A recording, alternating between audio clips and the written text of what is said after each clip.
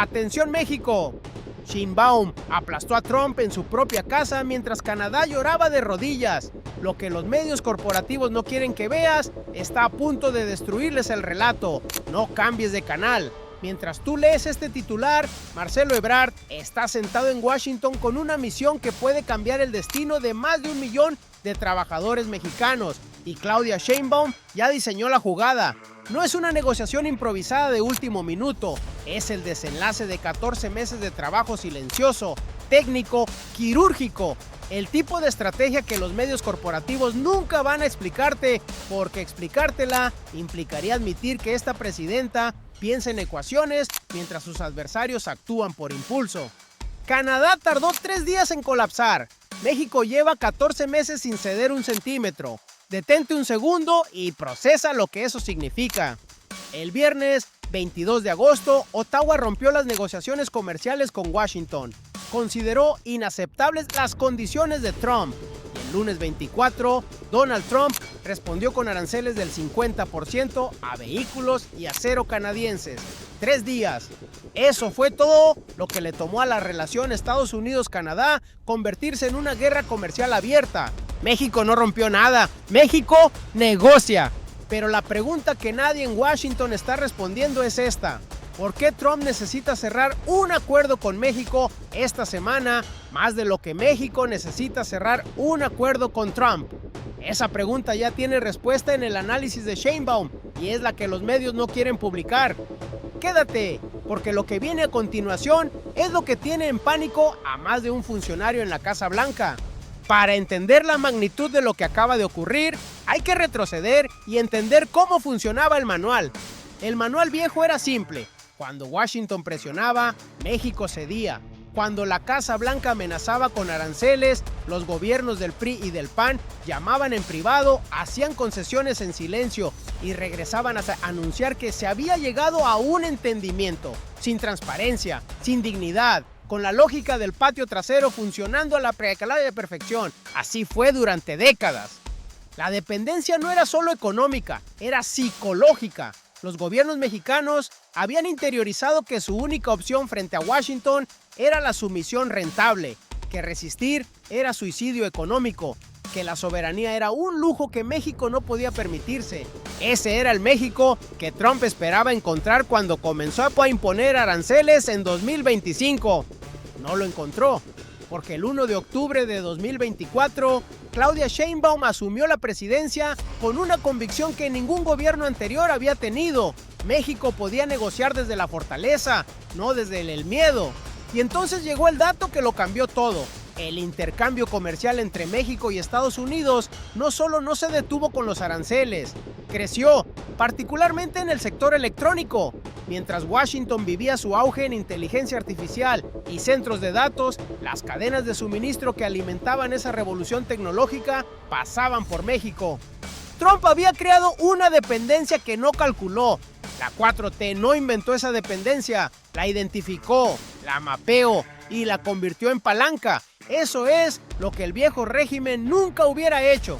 El PRI habría agradecido la dependencia como una bendición, el PAN la habría ignorado como un detalle técnico, Sheinbaum la convirtió en arquitectura diplomática.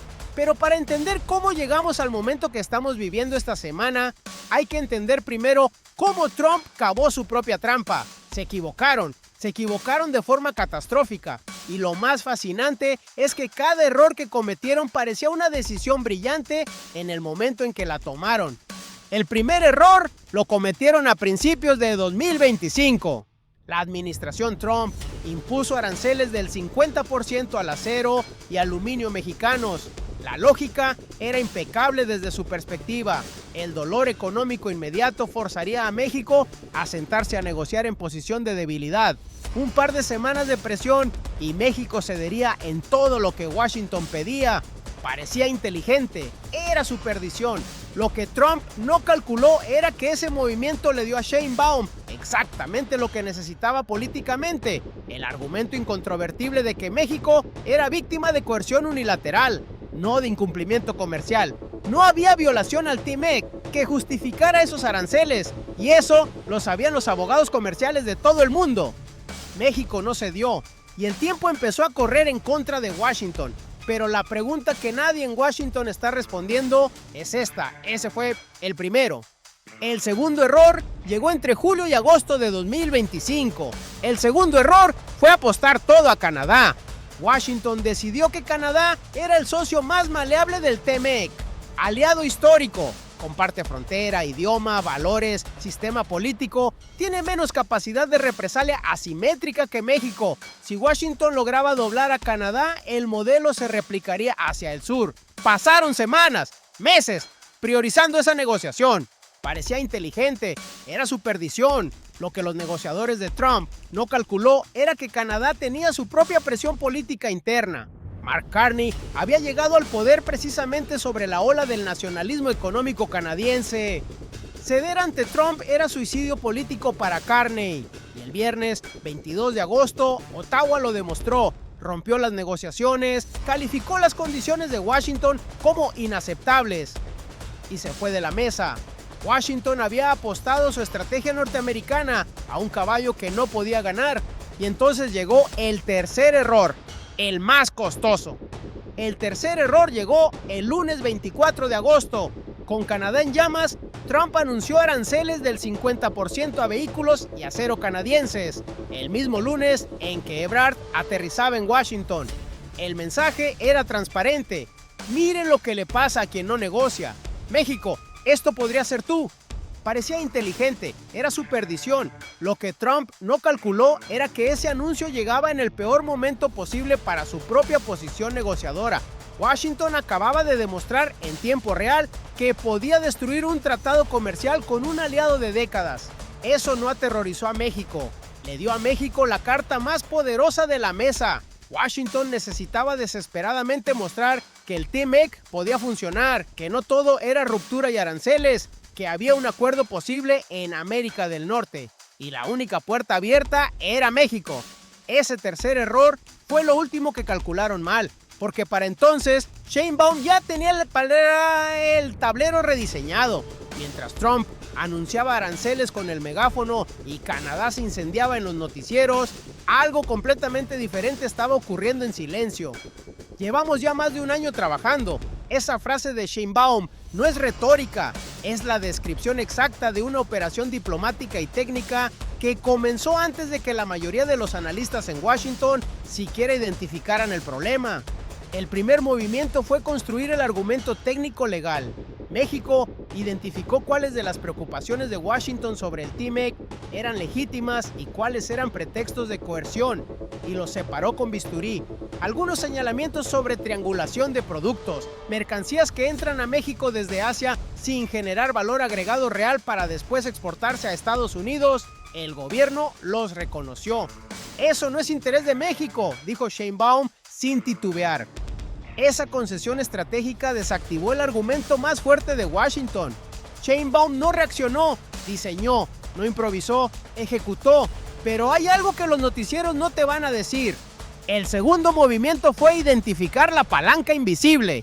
El auge de inteligencia artificial en Estados Unidos, los centros de datos masivos, los chips, los servidores, requiere componentes electrónicos en cantidades industriales.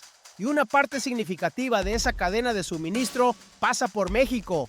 Sheinbaum lo señaló directamente. El intercambio comercial entre México y Estados Unidos ha crecido de manera importante, particularmente en el sector electrónico. Ese no era un dato casual en una conferencia de prensa, era un mensaje codificado a Washington. Atacar económicamente a México no es atacar a un país en desarrollo, es atacar tu propia revolución tecnológica.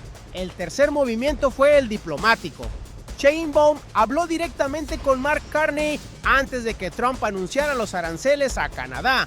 Esa llamada no fue un gesto de solidaridad, fue inteligencia en tiempo real.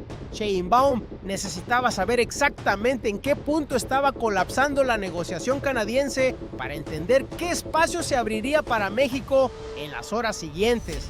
Lo que encontraron después no estaba en ningún análisis previo. El espacio era enorme, con Canadá fuera de la mesa y Washington sin un solo acuerdo norteamericano que mostrar. México se convirtió en el único actor capaz de darle a Trump lo que más necesitaba esta semana, una victoria diplomática presentable. y Ebrard voló a Washington con esa carta en el bolsillo. Quédate porque la última pieza lo cambia todo. El lunes 24 de agosto, mientras Trump firmaba el anuncio de aranceles a Canadá, Marcelo Ebrard llegaba a Washington. No llegó a suplicar, llegó a cerrar. La reacción del lado estadounidense fue exactamente la que Sheinbaum había calculado. No hubo bravuconada adicional hacia México. No hubo anuncio de nuevos aranceles. No hubo amenaza pública del tipo que sí recibió Canadá.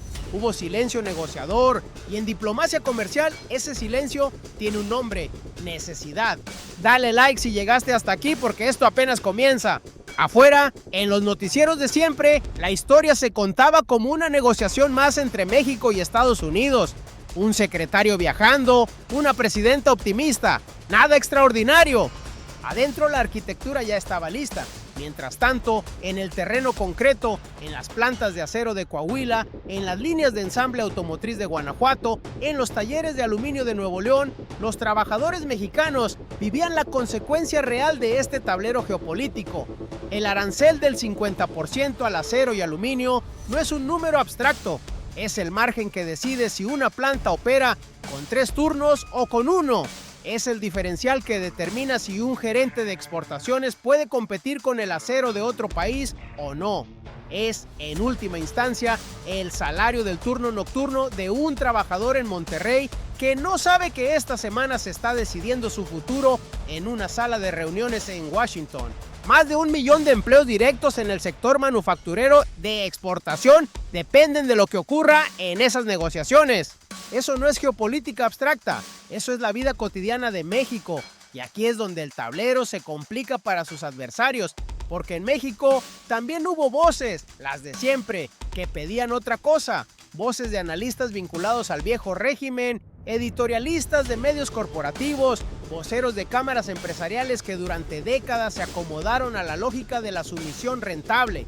Voces que sugerían que México debía ser más flexible, no confrontar, ceder en los puntos sensibles para preservar la relación. El México que conocen no existe más. Sheinbaum no cedió ante la presión, no improvisó ante el caos canadiense, no se dejó intimidar por el ejemplo de los aranceles del 50% que Trump acababa de estampar sobre Ottawa. Mandó a Ebrard a Washington con una posición clara, un argumento técnico sólido y 14 meses de trabajo detrás. Lo que ningún analista en Washington tenía en sus modelos era esto: México no estaba negociando para sobrevivir, México estaba negociando para ganar. Y la diferencia entre esas dos cosas es la diferencia entre un gobierno que reacciona y un gobierno que diseña. Sheinbaum no reaccionó, diseñó, no improvisó, ejecutó. El plan tenía 3 piezas y solo funcionaba si las 3 encajaban en el orden correcto. La primera pieza era el reconocimiento estratégico. México identificó desde el inicio que algunas de las preocupaciones de Washington sobre el TMEC tenían sustento real. La triangulación de productos, mercancías asiáticas que ingresan a México sin generar valor agregado real para después cruzar hacia Estados Unidos bajo las condiciones preferentes del tratado. Era un problema legítimo. Y Sheinbaum lo dijo públicamente, sin rodeos. Evitar esa triangulación tampoco es interés de México. Esa declaración pareció una concesión menor. No lo era. Era la primera pieza del mecanismo. Sin ella, el resto no funciona. Porque al reconocer el problema antes de que Washington lo convirtiera en acusación formal, México desactivó el argumento más poderoso de la presión arancelaria. Trump no podía seguir usando la triangulación como justificación para los aranceles si México ya la había identificado como un problema compartido y estaba construyendo soluciones conjuntas. El piso de la negociación cambió completamente y aquí es donde la jugada se vuelve imparable. La segunda pieza era la palanca tecnológica. El auge de inteligencia artificial en Estados Unidos no es solo un fenómeno cultural o bursátil. Es una revolución industrial que consume hardware en cantidades masivas. Chips, servidores, componentes electrónicos, cableado especializado y una fracción significativa de esa cadena de suministro que alimenta los centros de datos estadounidenses pasa por México. Sheinbaum lo planteó directamente: el intercambio comercial entre México y Estados Unidos ha crecido de manera importante, particularmente en el sector electrónico. en un momento en que Estados Unidos experimenta un auge en inteligencia artificial y centros de datos. Ese dato no era una anécdota, era el segundo engranaje del mecanismo. Atacar económicamente a México con aranceles adicionales no es atacar a un socio periférico, es introducir fricción en la cadena que alimenta la revolución tecnológica más importante de la década. Wall Street lo sabe, Silicon Valley lo sabe y los negociadores de Trump lo saben también. La tercera pieza es la que nadie vio venir y es la que hace el movimiento irreversible, el colapso de Canadá, no como tragedia ajena, como apertura calculada. Shane Baum habló con Mark Carney antes de que Trump anunciara los aranceles a Canadá. Esa llamada le dio a México inteligencia en tiempo real sobre el estado exacto del colapso canadiense. Y cuando Ottawa rompió negociaciones el viernes 22 de agosto, México entendió en minutos lo que Washington tardó horas en procesar, que el único acuerdo norteamericano posible esta semana era con México. Aquí es donde el plan completo se revela. Ahora bien, esto abre una dimensión que casi nadie está analizando. Si México cierra un acuerdo esta semana, reduciendo los aranceles del 50% al acero y aluminio y el 25% a vehículos, ese acuerdo no solo beneficia a México, establece el modelo, define las condiciones bajo las cuales el TMEC puede funcionar en la era Trump y convierte a México en el arquitecto del nuevo marco comercial norteamericano, no en su víctima. ¿Está México listo para ese rol? ¿Tiene Shane Baum la visión para convertir una negociación de emergencia en un rediseño estructural del tablero continental? Esa pregunta la respondemos en el bloque 9, pero primero hay que entender la magnitud de lo que está en juego. Este no es un acuerdo comercial más. Si Ebrard regresa de Washington con una reducción real de aranceles, lo que México habrá demostrado es algo que ningún gobierno latinoamericano había logrado demostrar en la era del unilateralismo trumpiano, que la firmeza técnica vence a la bravuconada política. Y eso tiene tres dimensiones. Las tres importan, las tres se conectan. Eso no es todo. Lo que viene a continuación sacudió cada cancillería del planeta. Primera dimensión, el ciudadano mexicano. Los aranceles del 50% al acero y aluminio no son un debate académico, son una variable que determina si las plantas manufactureras de exportación operan a plena capacidad o recortan turnos. El sector automotriz mexicano, con centros de producción en Guanajuato, Coahuila, Nuevo León, Puebla, emplea directamente a cientos de miles de trabajadores cuyos salarios dependen de que los vehículos ensamblados en México puedan cruzar la frontera sin un gravamen del 25% que los hace menos competitivos que los producidos en otras regiones.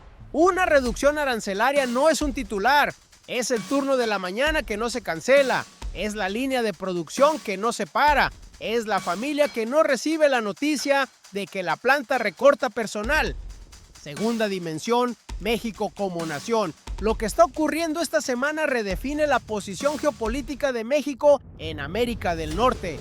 Durante décadas, México fue el eslabón más débil del TMEC, el país que más necesitaba el acceso al mercado estadounidense y que por tanto más cedía cuando Washington presionaba.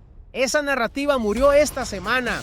México llegó a esta negociación con 14 meses de trabajo técnico, con argumentos legales sólidos, con una estrategia de palancas tecnológicas y con la inteligencia diplomática de haber hablado con Carney antes de que Canadá colapsara. Eso no es el comportamiento del eslabón débil, es el comportamiento de una potencia regional que sabe exactamente lo que vale. La soberanía de México no se negocia. Y esta semana, eso dejó de ser un eslogan para convertirse en una realidad negociadora. Tercera dimensión, el sur global. Detente un segundo aquí porque lo que sigue es más importante. Decenas de países en desarrollo están observando esta negociación. Brasil, Colombia, Vietnam, Indonesia, Sudáfrica. Naciones que enfrentan su propia versión de la presión unilateral estadounidense y que durante años asumieron que no había alternativa a la sumisión. México está demostrando que sí la hay, que la firmeza técnica, la preparación de 14 meses, la identificación de palancas reales en la cadena de valor del adversario y la dignidad negociadora producen mejores resultados que el manual de la rendición. El orden unipolar no está en crisis, ya murió. Y desde sus cenizas, México está ayudando a escribir las reglas del nuevo mundo. El economista y analista comercial que más claramente identificó esta dinámica fue citado esta semana señalando que México ha construido una posición negociadora inusualmente sólida para un país de su tamaño relativo frente a Estados Unidos, precisamente porque identificó los puntos de dependencia mutua en lugar de solo los de dependencia propia. México ya no está solo y el mundo lo está viendo. El lunes 24 de agosto, en su conferencia de prensa matutina, Claudia Sheinbaum dijo algo que los medios corporativos reprodujeron como una nota de optimismo menor. No lo era, sus palabras exactas. Yo soy optimista de que se puede llegar a un acuerdo. Llevamos ya más de un año trabajando para ver cómo se pueden reducir estos aranceles. No queremos más aranceles, obviamente. Entonces esta semana están allá esperando que podamos llegar a un acuerdo. 4 oraciones, máxima densidad estratégica, pero lo más poderoso no era lo que se veía. Cuando dijo, yo soy optimista, no estaba expresando un estado de ánimo, estaba enviando una señal de inteligencia a Washington. México tiene razones concretas, no emocionales, para creer que el acuerdo es posible. Una científica no es optimista por fe, es optimista por datos. Cuando dijo, llevamos ya más de un año trabajando, no estaba justificando la demora, estaba codificando un mensaje para los negociadores estadounidenses. México llega a esta mesa con 14 meses de preparación técnica. No improvises con nosotros. Cuando dijo no queremos más aranceles, obviamente, la palabra clave no era aranceles, era obviamente. Esa palabra desplazó la carga de la prueba hacia Washington, como si dijera, resulta evidente para cualquier actor racional que más aranceles dañan a ambos países. Y si ustedes no lo ven así, el problema de racionalidad es suyo, no nuestro. Y cuando dijo, esta semana están allá esperando, estableció un marco temporal sin ultimátum. No amenazó, no presionó, simplemente informó que México tiene presencia en Washington y que esa presencia tiene un horizonte concreto. La declaración fue también un mensaje hacia adentro, para los voceros del viejo régimen que pedían más flexibilidad y menos confrontación. Sheinbaum respondió sin nombrarlos. México negocia con dignidad o no negocia. No hay una tercera opción. Esto es, Sheinbaum no improvisó, no reaccionó, diseñó, ejecutó y cuando habló ya había ganado. El patio trasero se convirtió en potencia y esa transformación no ocurrió en un día. Ocurrió en 14 meses de trabajo que los medios corporativos nunca te van a contar, pero hay algo que los noticieros no te van a decir. La negociación que Ebrard está conduciendo en Washington esta semana no termina cuando se anuncia un acuerdo. Termina cuando ese acuerdo se implemente, se monitoree y resista la siguiente ronda de presión trumpiana. Y esa siguiente ronda ya está en el calendario. Jamieson Greer, representante comercial de Estados Unidos, el mismo funcionario que el 21 de agosto anunció el fracaso de las negociaciones con Canadá, es ahora el interlocutor principal de México. Ese detalle pequeño cuenta una historia enorme. Greer no es un negociador de buenos modales, es el arquitecto de la presión arancelaria de Trump. Que México esté en su agenda esta semana, después del colapso canadiense, dice todo sobre quién tiene mayor urgencia de cerrar. Canadá tiene preparadas medidas de represalia para el 8 de septiembre. Esa fecha importa, porque si para el 8 de septiembre Washington no tiene un acuerdo norteamericano que mostrar, el daño a la credibilidad del TMEC como instrumento de estabilidad comercial será irreversible. México tiene exactamente esa ventana. Lo que México tiene ahora no lo tenía hace 14 meses. Tiene un argumento técnico validado, tiene la palanca de la cadena electrónica y tecnológica, tiene la experiencia del colapso canadiense como mapa de lo que no hay que hacer, y tiene una presidenta que habló con Carney antes de que Trump tuiteara. Lo que viene exige más, porque si el acuerdo se cierra esta semana, la siguiente pregunta es la más importante. ¿Bajo qué condiciones exactas México aceptó reducir la triangulación de productos asiáticos? ¿Qué mecanismos de verificación acordaron? ¿Qué pasa con los aranceles al sector automotriz que no queden resueltos esta semana? Esas preguntas no tienen respuesta pública todavía. En el próximo análisis vamos a desmenuzar los términos exactos del acuerdo que Ebrard traiga de Washington. Porque lo que está a punto de firmarse en esa sala de reuniones va a definir las condiciones comerciales de México para los próximos años y vas a querer estar aquí cuando ocurra. La respuesta de Washington llegará en horas y cuando llegue, México ya tendrá lista la siguiente jugada. Recapitulemos lo que ocurrió esta semana, no como lo contaron los noticieros de siempre, como realmente fue. Lo que ocurrió: el viernes 22 de agosto, Canadá rompió negociaciones con Washington y recibió aranceles del 50% en 72 horas.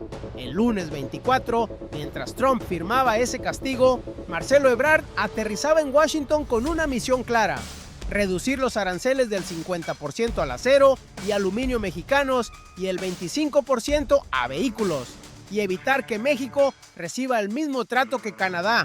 ¿Cómo ocurrió? Sheinbaum no improvisó ante la crisis canadiense. Llegó a esta semana con 14 meses de trabajo técnico, con la palanca de la cadena de suministro tecnológica identificada, con inteligencia diplomática de primera mano sobre el colapso de Ottawa y con una posición negociadora que convirtió la necesidad de Washington en la oportunidad de México. ¿Por qué importa? Porque lo que México está demostrando esta semana no es solo que puede negociar aranceles, es que el manual de la sumisión está roto, que la dignidad negociadora produce mejores resultados que la flexibilidad infinita, que la 4T construyó en silencio lo que el viejo régimen nunca se atrevía a intentar. Y ahora conecta esto con lo que abrimos al inicio. Canadá tardó 3 días en colapsar. México lleva 14 meses sin ceder un centímetro. Esa no es una coincidencia, es una estrategia. Es la diferencia entre un gobierno que improvisa y una presidenta que diseña, entre el patio trasero de siempre y la potencia soberana que México está construyendo en tiempo real. Si este análisis te abrió los ojos sobre lo que realmente está en juego, dale like ahora mismo. Cada like le dice al algoritmo que este tipo de contenido importa, el que no te van a dar los noticieros de siempre. Suscríbete al canal y activa la campana, porque lo que Ebrard traiga de Washington en los próximos días va a necesitar análisis así de profundo, y vas a querer estar aquí cuando se anuncie. ¿Crees que Trump va a ceder en los aranceles al acero y aluminio esta semana? ¿O va a intentar un último movimiento de presión antes de cerrar? Escríbelo en los comentarios. Quiero leer tu análisis. México ya no está solo, el mundo lo está viendo y nosotros lo estamos contando. ¡Qué momento para estar vivos y ser testigos de esta transformación!